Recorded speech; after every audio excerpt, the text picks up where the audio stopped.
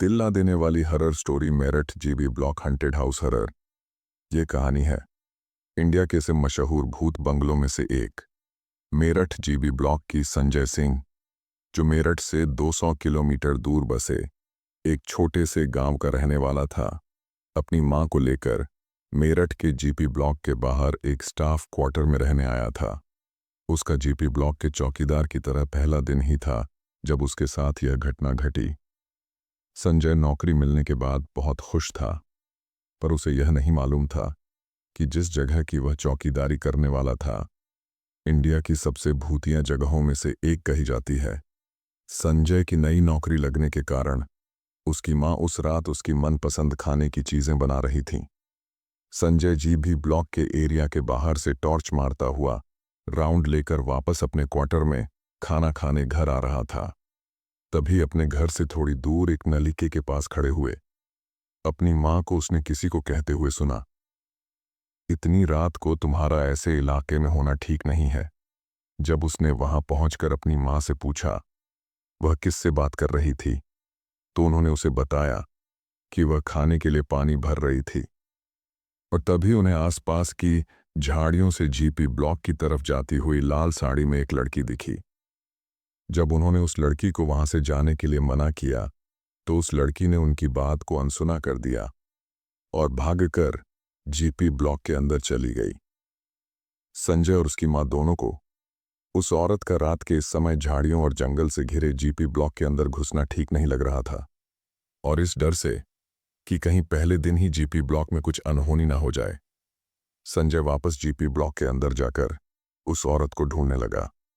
रात के अंधेरे में जंगल और झाड़ियों से घिरे होने के कारण संजय को बस उतना ही दिख रहा था जितना उसकी टॉर्च की रोशनी दिखा पा रही थी।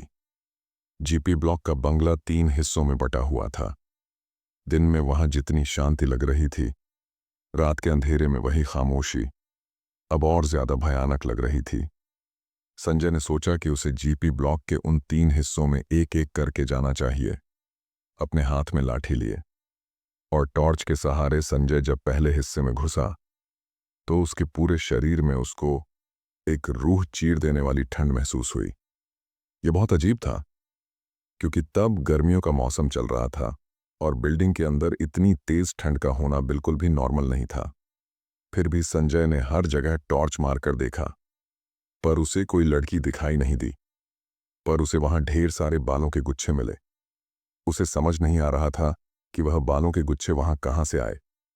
तभी उस बिल्डिंग के अंदर एक कोने से 2 लाल आंखें उसे घूरती दिखीं, लेकिन जब वह उसके पास गया तो वो अंधेरे में कहीं गायब हो गई। संजय ने पूरी बिल्डिंग छान मारी, लेकिन उसे कुछ भी नहीं मिला। पर उसे हर वक्त वहां पर किसी की मौजूदगी महसूस हो रही थी।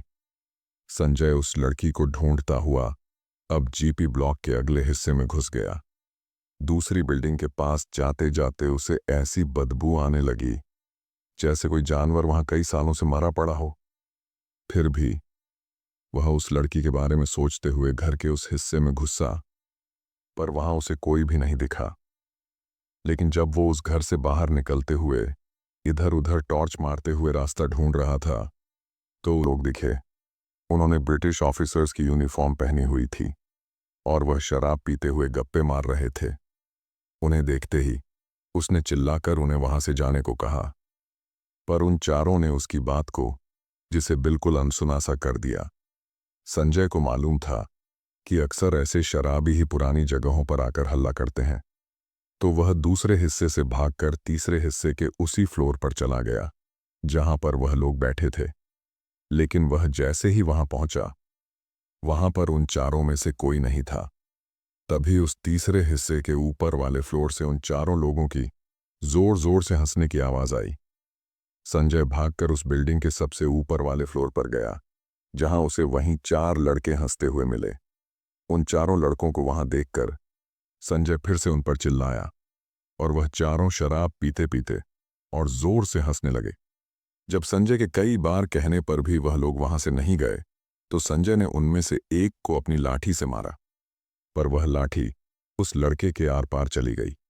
वह चारों लड़के संजय की तरफ मुड़े और संजय ने देखा कि उन चारों के चेहरे बुरी तरह से गले हुए हैं। और उन चारों की आंखें थी ही नहीं।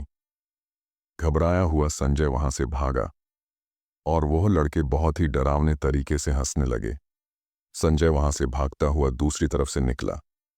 जब उसने जीपी ब्लॉक के पहले हिस्से के पास से एक लड़की को छत के ऊपर चढ़ते हुए देखा, जो वहां रुककर अपने बालों को कंघी करने लगी और संजय को बहुत ही भयानक तरीके से देखने लगी। उसकी आंखों में वही लाल चमक थी जो कुछ समय पहले संजय ने अंधेरे में देखी थी। संजय को वह सब देखकर कुछ समझ नहीं आया और वह अपनी जान बचाने के लिए वहां से और तेजी से अपने क्वार्टर की तरफ भागा। लेकिन वह भागते भागते अचानक रुक गया, क्योंकि उसके ठीक सामने एक और औरत खड़ी थी जिसने लाल साड़ी पहनी हुई थी। संजय को लगा कि ये वही लड़की है जिसे संजय की मां ने देखा था। लेकिन जब उसने उस लड़की को पुकारा और जब वो लड़की मुड़ी तो संजय की रूह कांप उठी। उस औरत का चेहरा बेहद डरावना था। ऐसा लग रहा था कि जैसे वह कोई चुड़ैल हो। संजय को देखते ही उस औरत ने उसे बहुत जोर से धक्का दिया, जिसकी वजह से उसका सर पास पड़े पत्थर पर लगा। संजय को ऐसा लगा कि जैसे उस औरत का हाथ नहीं बल्कि कोई जलता हुआ लोहा था।